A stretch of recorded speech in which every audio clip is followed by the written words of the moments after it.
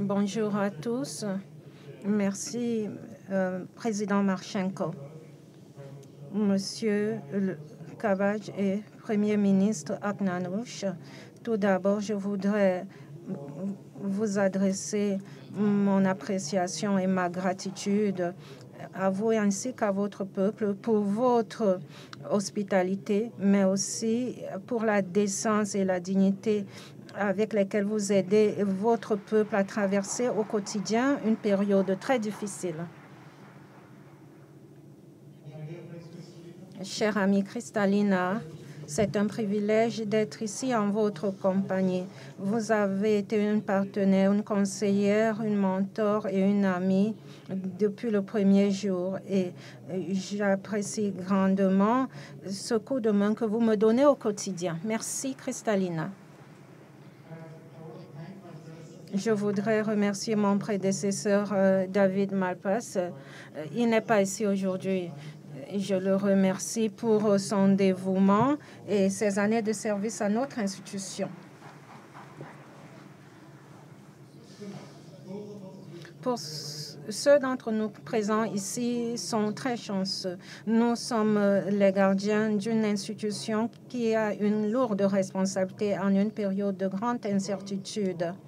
Le monde connaît de profonds changements et des changements rapides.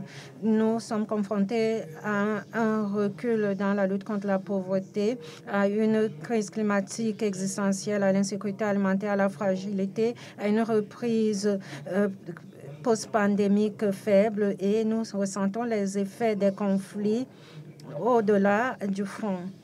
C'est une tempête parfaite de défis et de complexité géopolitique qui exacerbe les inégalités. La croissance économique dans un bon nombre de pays en développement est en recul. Elle est passée de 6 à 5 % au cours des 20 dernières années et devrait atteindre 4 % les 7 prochaines années.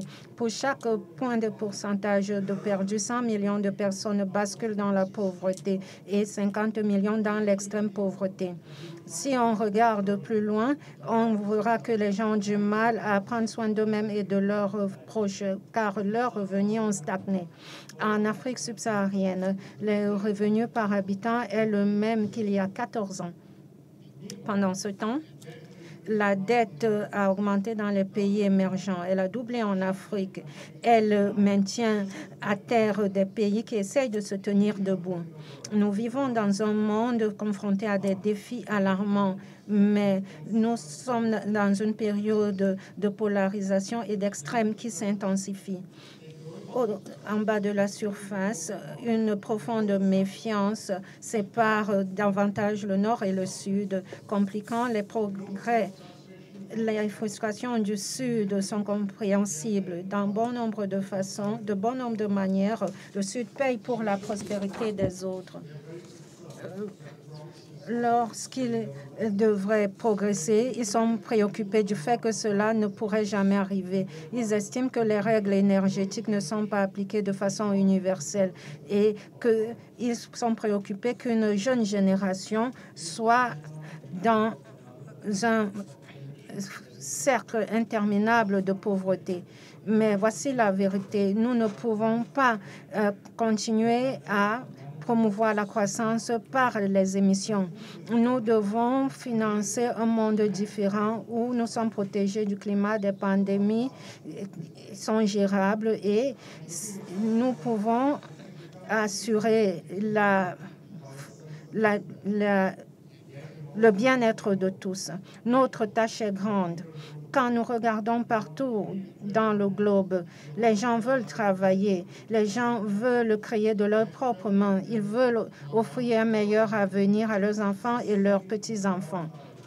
J'ai vu cela dans les yeux d'entrepreneurs au Nigeria, dans les mains des artistes en Indonésie et je l'ai ressenti sur les mains des agriculteurs jamaïcains. La banque a une obligation, un devoir. Nous devons être l'institution qui exporte l'optimisme et apporte des résultats. Toutefois, nous devons faire des changements pour tenir cette promesse et répondre aux besoins qui nous sont adressés. La Banque mondiale se tourne vers le vent. L'évolution a commencé il y a des mois. Aujourd'hui, la Banque a une nouvelle vision et une nouvelle mission, celle d'assurer un monde sans pauvreté sur une planète vivable. Le temps presse. C'est cette urgence qui nous pousse à définir une nouvelle mission qui va entraîner un développement réel et améliorer la qualité de vie, assurer l'accès à l'eau potable, à l'air pur, à l'éducation et à des soins de santé décents. C'est une mission qui inclut tout le monde, en particulier les femmes et les jeunes. La résilience au choc, notamment climatique, les crises de biodiversité, les pandémies et la fragilité. Un monde durable, croissance durable, de création d'emplois avec le développement humain, une bonne gestion budgétaire de la dette, la sécurité alimentaire, l'accès à l'eau potable, à l'air pur et à une énergie à coût abordable. Avec cette mission, nous ouvrons davantage la Banque mondiale, conscients du fait que nous n'avons pas le choix comme la génération précédente. Pour faire face à ces défis liés, nous ne pouvons que réagir de façon volontariste, simultanée et globale. Nous ne pouvons pas faire des progrès en matière de santé publique tant que les températures augmentent et les maladies infectieuses et les pandémies se manifestent différemment. Nous ne pouvons pas aider les agriculteurs en utilisant des techniques qui ne sont pas adaptées à des années de sécheresse. Nous ne pouvons pas connecter les entrepreneurs au marché si les routes ne sont pas goudronnées. C'est pourquoi nous devons redéfinir notre mission. Nous devons accorder la priorité aux femmes et aux jeunes. Nous avons les mains liées. Autour du monde, les femmes ont un taux de participation à la vie active qui n'a pas amélioré depuis 1990.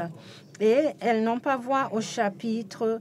Elles ne sont pas payées de la même façon quand elles ont voix au chapitre. Nous ne pouvons vaincre la pauvreté si la moitié de la population mondiale n'a pas voix au chapitre. Les jeunes peuvent être le moteur de l'avenir, mais pour cela, ils ont besoin d'un emploi. Sans emploi, il y a désespoir et le désespoir se transforme en colère. En ces moments-là, les coûts sont énormes pour une société et des générations tout entières. Par conséquent, l'urgence et l'importance ne peuvent être exagérées.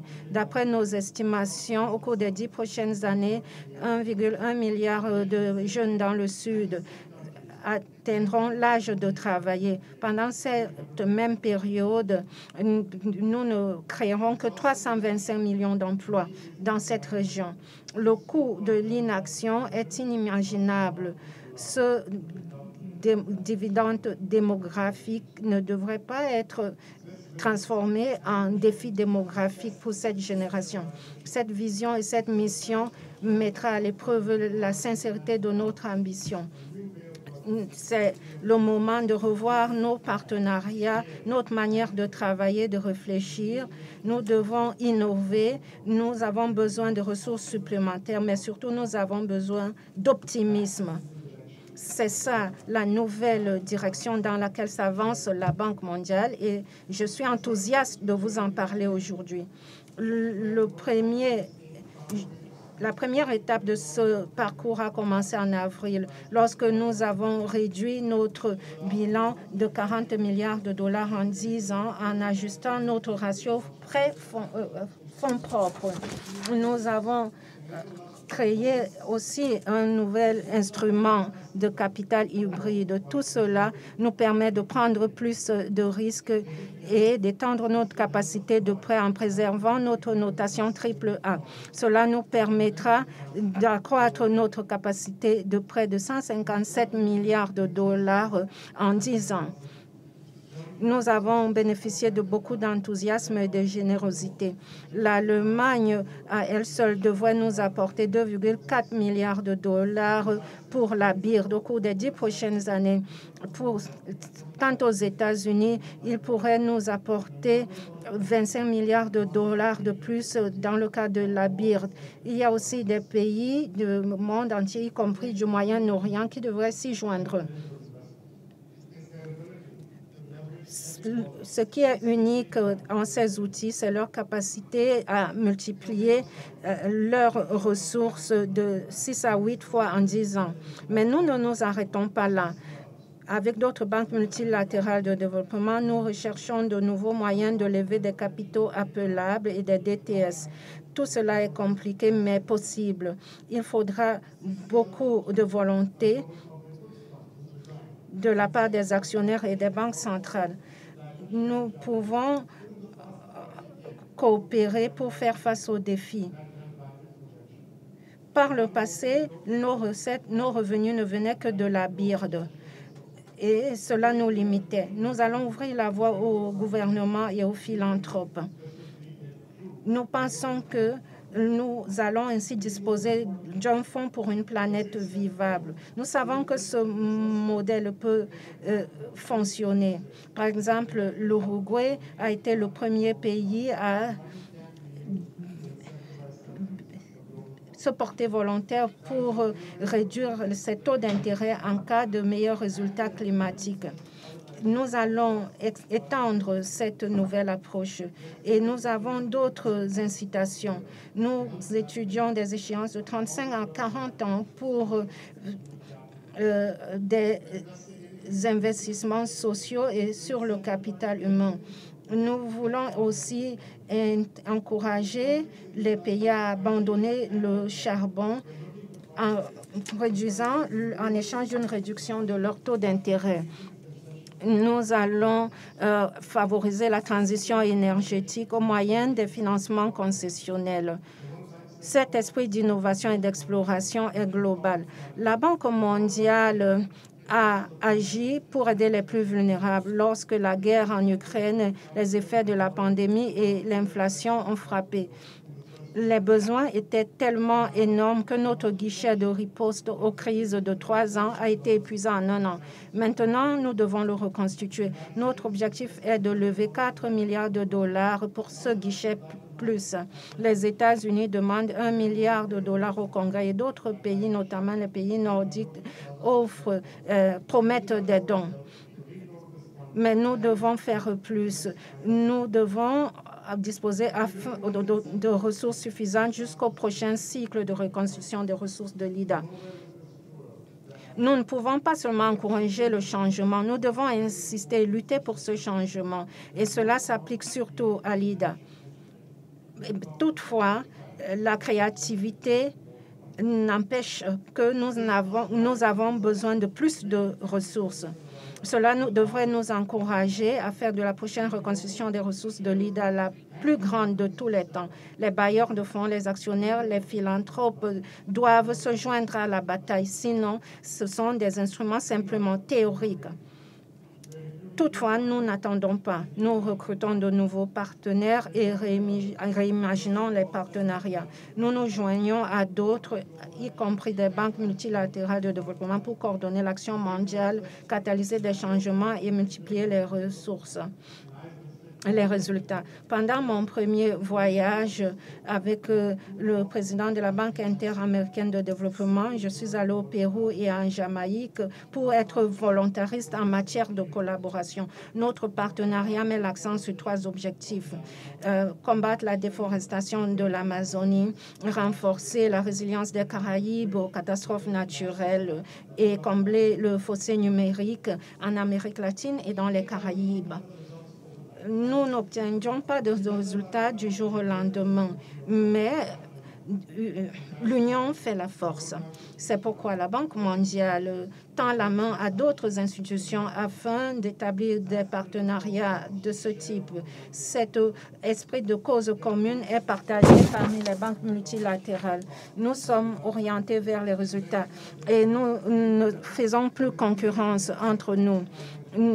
Nous pouvons faire beaucoup ensemble et nous mettons l'accent sur 4 domaines qui vont nous permettre d'avancer. Premièrement, nous travaillons avec des agences de notation pour leur permettre de mieux comprendre nos travail et nos risques.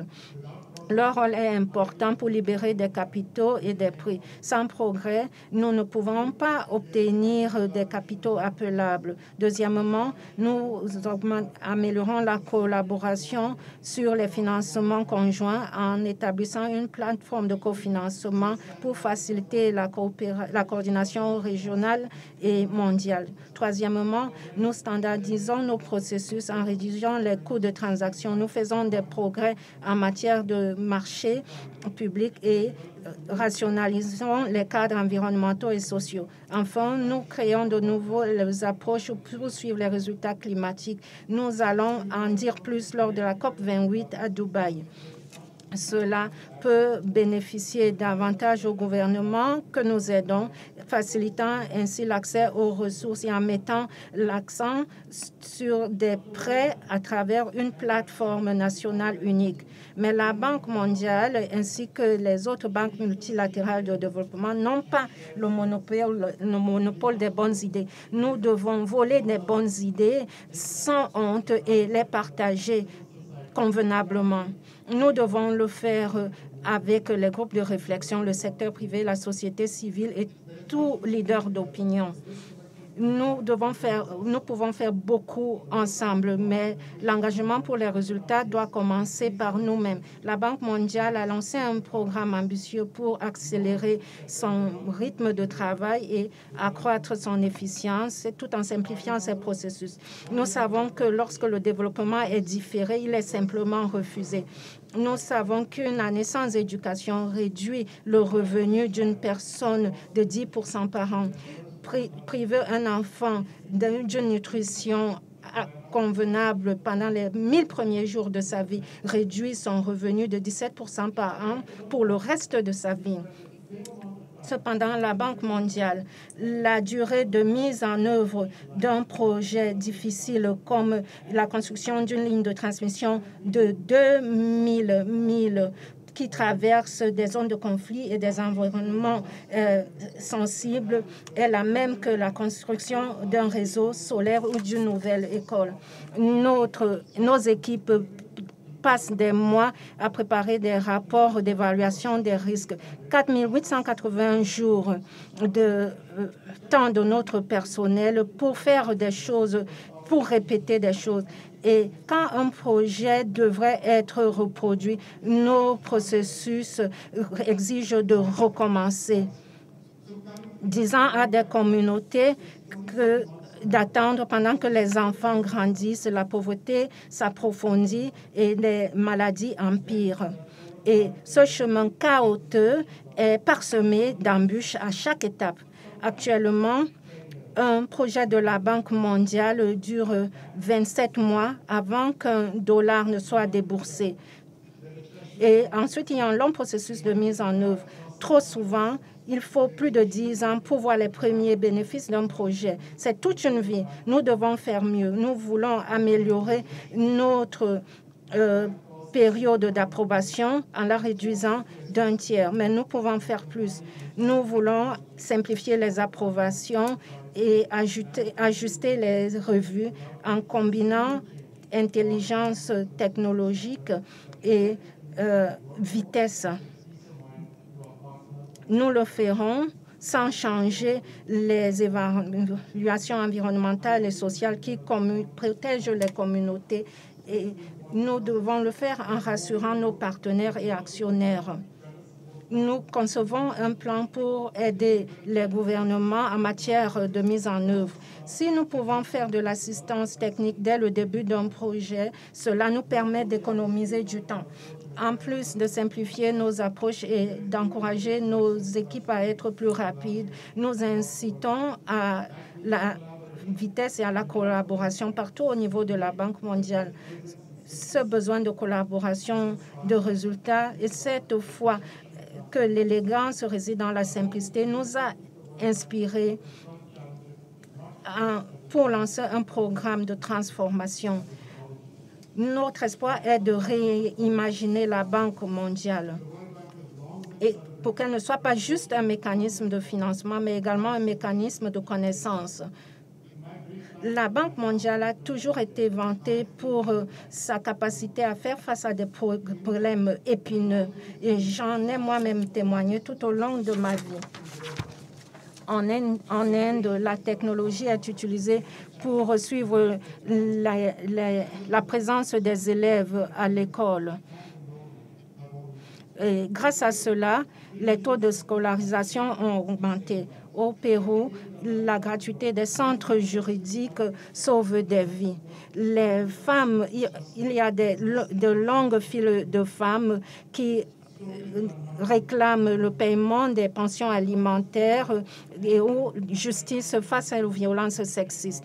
Mais cela ne s'arrête pas au Pérou ou en Inde. Partout, nous obtenons des succès. Mais la question est de savoir pourquoi nous n'exportons pas suffisamment ces succès. La Banque mondiale a connu beaucoup de succès. Au cours des 5 dernières années, nous avons aidé 100 millions de personnes à trouver des emplois. Nous avons permis à 1 milliard de personnes de plus d'obtenir des soins de santé. Nous avons permis à 500 millions d'enfants d'être éduqués et nous avons réduit les émissions de carbone de 230 millions de tonnes par an. Malgré cela, trop de personnes ne ressentent pas les résultats de notre action. Trop de personnes ne peuvent jouir de la dignité d'un emploi. Trop de personnes vivent sans accès à l'électricité, une éducation de qualité et des soins de santé décents. Et trop de nos projets les plus réussis s'arrêtent à un rapport qui traîne sur une étagère. Pour inverser la tendance et permettre à plus de personnes de bénéficier de ces résultats, nous devons reproduire à l'échelle ces solutions pour lesquelles nous travaillons si dur. Nous devons le faire en faisant de la Banque mondiale une institution plus approchable, accessible et compréhensible. Premièrement, nous devons faire traduire nos modèles en cadre de partenariats nationaux.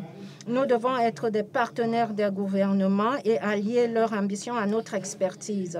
Deuxièmement, nous devons contribuer à l'élaboration de projets qui peuvent être financés et les mettre en œuvre. Nos équipes de connaisseurs doivent travailler avec les équipes nationales et multiplier les forces des pouvoirs publics quand des capacités supplémentaires sont nécessaires. Enfin, nous devons être des leaders de connaissances pour distribuer de bonnes idées. Notre travail en matière de connaissances, les cadres de partenariat les projets qui peuvent être financés, notre leadership en matière de connaissances seront répartis en 5 simples verticales. Des personnes, santé, prospérité, protection sociale, prospérité, emploi, politique fiscale, politique économique, inclusion financière, petites entreprises, planète, air, eau, sol, biodiversité, forêt, adaptation, atténuation, infrastructure numérique. Et sur ces 5 verticales qui exigent des résultats de notre part, nous allons mesurer nos résultats en matière d'égalité entre hommes-femmes, d'emploi pour les jeunes et des résultats climatiques. Et ici, nous avons nos 8 défis mondiaux: adaptation et atténuation, fragilité et conflit, prévention et préparation aux pandémies, accès à l'énergie, nutrition et sécurité alimentaire, sécurité de l'accès à l'eau, transformation numérique et protection de la diversité et de la nature. Tout cela avec une capacité de reproduction à grande échelle. Mais même avec une meilleure banque mondiale, avec des gouvernements, des institutions multilatérales et des philanthropes qui travaillent ensemble, tout cela ne suffira pas. Nous avons besoin des ressources et de l'ingénuité du secteur privé. Ainsi, l'IFC travaille avec le secteur privé en utilisant seulement 5,6 milliards de capitaux des actionnaires pour mobiliser 162 milliards de dollars d'investissement du secteur privé.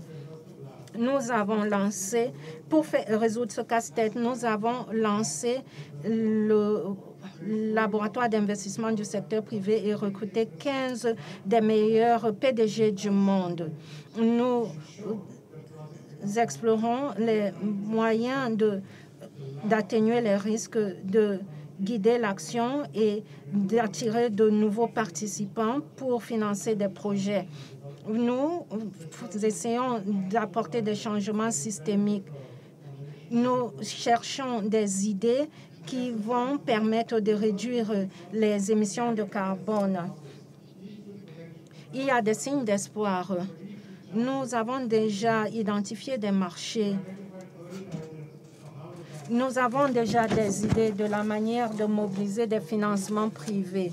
Il y a notamment l'unification de l'assurance garantie dans notre institution en simplifiant l'accès et en appuyant un plan de croissance de la MIGA au cours des prochaines années. Et nous le ferons de manière à attirer le secteur privé. Nous demandons beaucoup du secteur privé. Nous lui demandons d'être présent dans des endroits et des situations où leurs algorithmes et leur expertise ne s'appliquent pas. Mais la Banque mondiale y a été depuis des années. Et si nous demandons à d'autres de nous emboîter le pas, nous devons leur offrir notre carte. Cela veut dire que les investisseurs du secteur privé et les agences de notation doivent disposer de données issues de notre base de données sur les risques sur les pays émergents. Nous estimons que la transparence va inspirer la confiance. Elle va permettre de prendre des risques en connaissance de cause et favorisera les investissements dans les pays émergents. Nous donnerons accès à ces données en quelques mois. Nous voulons améliorer d'abord la qualité de cette base de données. C'est une première étape. Ensuite, nous verrons comment utiliser les données pour mobiliser des capitaux privés. Le dévouement ne doit pas seulement se traduire par des mots. Il faut joindre l'acte à la parole. Nous devenons plus efficients. Nous devons mettre moins d'accent sur les sommes dépensées, mais plus sur le nombre de filles scolarisées, le nombre d'emplois créés, le nombre de tonnes d'émissions de carbone évitées et le montant de dollars du secteur privé qui sont mobilisés. C'est pourquoi nous reconstruisons notre démarche du bas vers le haut. Nous voulons que notre fiche de notation soit orientée vers les résultats et des preuves, avec 20 résultats plutôt que 153. De toute façon, la Banque mondiale fait mieux aujourd'hui que par le passé. Nous avons une nouvelle vision et une nouvelle ambition. Nous donnons à l'IDA l'attention qu'elle mérite. Nous avons un fonds pour une planète vivable. Nous devenons plus rapides, plus efficients. Nous avons de nouveaux moyens de riposter aux crises. Nous travaillons avec le secteur privé. Même si nous évoluons, il reste des choses à faire. Nous connaissons notre direction. Nous travaillons avec urgence et notre travail ne fait que commencer. L'ambition de la feuille de route pour l'évolution n'est pas la fin de l'ambition de la Banque mondiale. Même si nous n'avons pas toutes les solutions et même si nos objectifs prendront du temps pour être atteints, nous ne manquons pas d'énergie et de détermination. Il y a de nouvelles limites à explorer, comme la révision de nos prêts. Et nous pouvons travailler avec des fonds de pension, des sociétés d'assurance et ainsi mettre 70 000 milliards de dollars à disposition des pays en développement. Depuis longtemps, on en rêvait, mais maintenant, nous pouvons réaliser ce rêve. Nous venons de créer la plateforme pour y parvenir, mais nous Nous avons des millions de personnes qui font de leur mieux et nous encouragent à lutter chaque jour. Au Nigeria, il y a des boutiquiers qui utilisent l'énergie solaire pour rester ouverts jusqu'à la nuit. En Indonésie, des efforts de réhabilitation des mangroves réduisent les émissions. Au Vietnam, des riziculteurs utilisent de nouvelles techniques pour réduire les émissions de méthane tout en augmentant leurs revenus. Nous n'avons pas une pénurie de solutions. Nous sommes juste paralysés par un manque persistant de courage pour poursuivre ces solutions. La bonne nouvelle est que nous avons des solutions comme celles que je viens de mentionner et des ressources à notre disposition. Par exemple, nous pouvons dépenser mieux.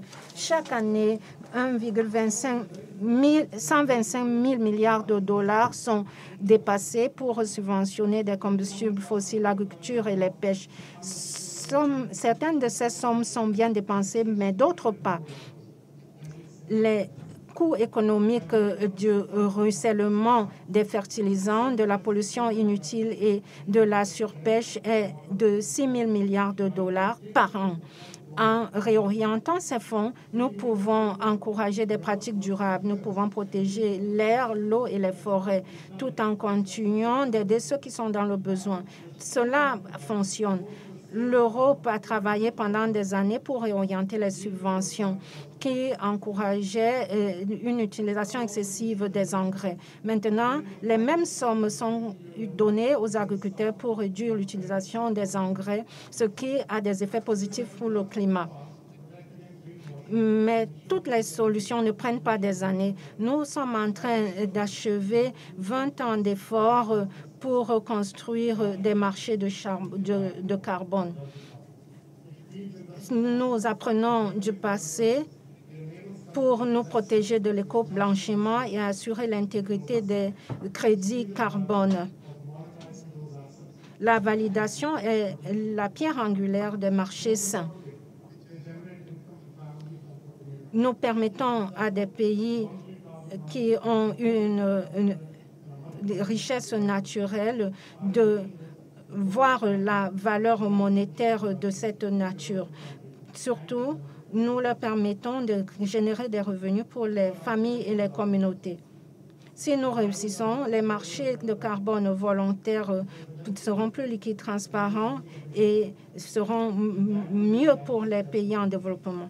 Notre ambition est de continuer d'étendre cette plateforme. Notre aspiration est sans borne.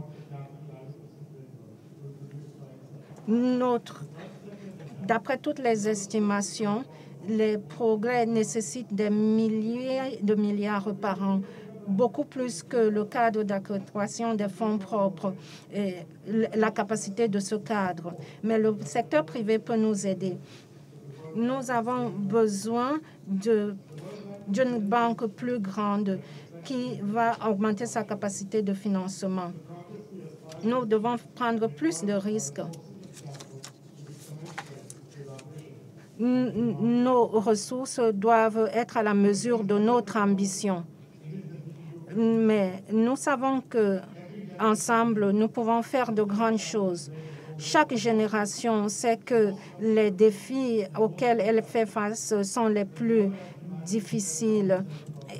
Mais l'humanité n'a jamais connu des défis qui sont existentiels comme les nôtres. Toutefois, en tant que leader d'une institution fondée sur les principes de paix et de coopération, je voulais que la première fois que je m'adresse à vous, je vous envoie un message qui porte sur les résultats et l'optimisme. On peut regarder vers le bas, mais nous devons aussi lever la tête. La Banque mondiale a les yeux rivés vers l'horizon. Nous avons hérité de décennies de connaissances et bénéficié de la générosité de toutes les nations. Maintenant, nous sommes appelés à nous positionner mieux pour obtenir des progrès. Nous avons bien sûr des ressources financières, mais nous avons du dévouement, de la créativité et des ressources humaines ainsi que de l'innovation. Voilà les attributs qui nous permettront de vaincre cette bataille. Merci.